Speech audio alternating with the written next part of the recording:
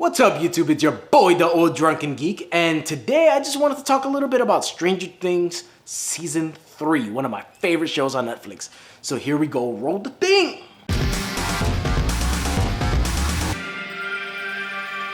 So yeah, before we get started, you guys can hit that like button, that subscribe, hit that bell, all that good stuff. It'll always help us out. So yeah, and spoilers, man. Spoilers for Stranger Things Season 3. So this new season, I felt of two minds about, especially in the beginning of the season, because they completely changed the tone of the show. Maybe not completely, but they definitely had a tonal shift. This season was a lot more lighthearted.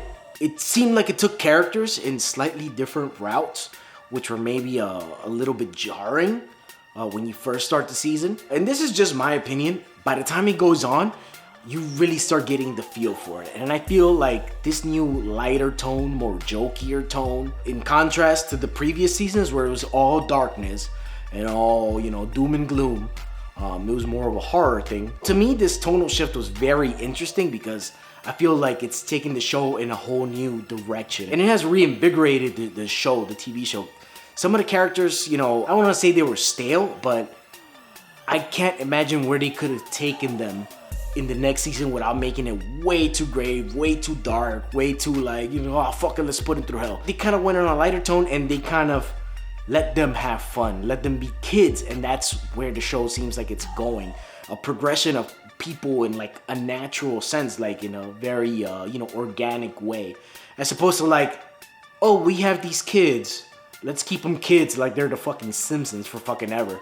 So in this season, they're letting them be teenagers, they're letting them be kids, and I thought that was really all cool. Also, man, I gotta say, they fucking 80s the fuck out of this show. This show, I know, was set in the 80s, and some people may say it was a little bit heavy-handed this new season, but I don't give a shit. With the whole new direction that they're going, they went on full-on 80s. Fucking Hopper became Magnum PI. They had a character that was basically a Terminator. Not, in the fact that he was a robot. The dude just looked like a Terminator. They did all the fucking 80s things. It was in a fucking mall. The last couple episodes were in a mall. I found all that, the set designs, all that shit to me was really, really dope. It does come off if you're the type that you're like, oh fuck, they're overdoing it. You might feel that with this season because it does feel like they're throwing all the 80s in your face. It was like an 80s vomit in your fucking face. In typical Stranger Things fashion, all the fucking characters are doing their own thing. You've got little subsects of characters going off on their own little adventures, and eventually they all converge at the end of the season. Just typical Stranger Things stuff. This time around, like I said, I felt that their character growth was really addressed in certain ways. Certain relationships weren't just thrown out. Especially the Justin and Steve character. They did some of that in the previous season. They were becoming friends. They were full on fucking friends, and I like that they addressed that. It wasn't a throwaway thing. It was a joke the last season, but this season we're gonna do something different. The world feels lived in. That's what I really, really like. Also, the Maya Hawke character, Robin, that was a very interesting character. She got her introduction, so I thought she was pretty cool. And she fits in with that Steve, Justin little subgroup that they formed.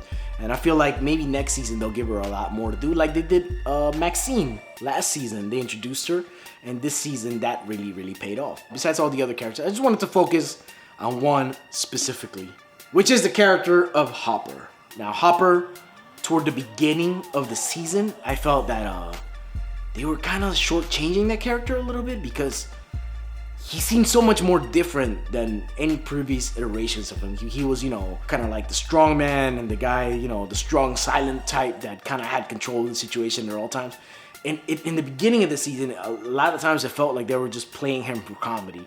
Like he's just become the goofy guy, and they cranked that goofy shit up to fucking 12, man. He just fucking went off the rails a little bit. But toward the end of the season, as you really start getting a feel for him, you gotta make a choice. It'll be like, I hate this, or fuck it, I'll accept this new Hopper. Now, in universe, it would make sense that his personality would take a shift because now he's become more of a dad figure, and it seems like he's having a hard time opening up to Eleven.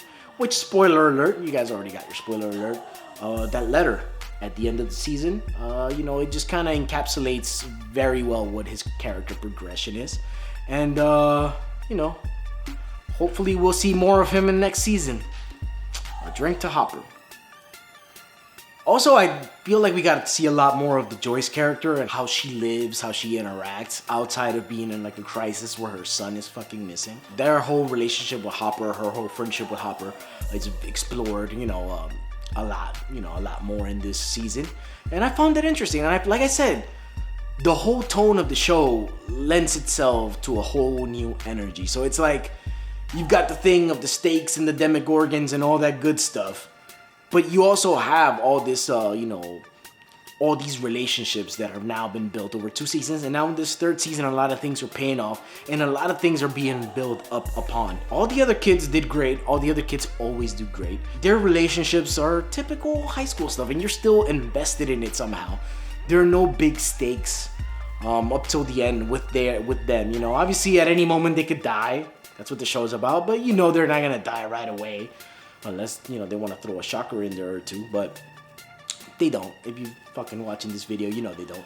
But yeah, man, I dug this season, man. I thought it was pretty dope. Also, the horror was different, man. I like how they innovate every fucking season. They innovate on what the monster is gonna look like, you know, what the big bad's gonna look like. First, it was just a Demogorgon going through fucking tunnels. And then it was a fucking, you know, it was like a cloud that was like, you know, controlling the Demogorgons, the Demodogs or whatever. And now it went fucking off the wall. It's a lot gorier than Stranger Things has ever been, which I really appreciated. It felt like John Carpenter's The Thing is what I kept, you know, when I was watching this, like that monster was basically a giant version of John Carpenter's The Thing. And it, you know, it had a lot of elements from different parts of just like horror. It had, you know, body snatcher stuff. It had all kinds of shit, man. It even felt that sometimes like The Exorcist, they got inspiration from The Exorcist and stuff like that. Which is, this is what I really like about the show. And what some people might not like about this season is it feels like they just throw a bunch of elements of like pop culture, throw it in, make a new recipe, fucking stick it in the oven, and boom, here you go. But they do it in a very efficient way, in my opinion. So yeah, man, here's the fucking Stranger Things, man. I can't wait. It feels like forever since we got season 2. And now fucking another wait till season 3. Man, I sat there and I was like, I'm gonna watch 1 episode. I was like, fucking 3 episodes in. I was like, fuck, I could keep doing this all night, or I could get some sleep. And I ran through that shit in like a week, which is cool. So, you know, I'll probably rewatch the whole show before the fucking next season, because it just feels like it's done with so much love for, I don't want to say the source material, because it's an original idea, but, you know, it's done with a lot of love. It's like a love letter to the 80s and to horror and to stuff like that. So, with that little sentiment, man, thank you guys for watching.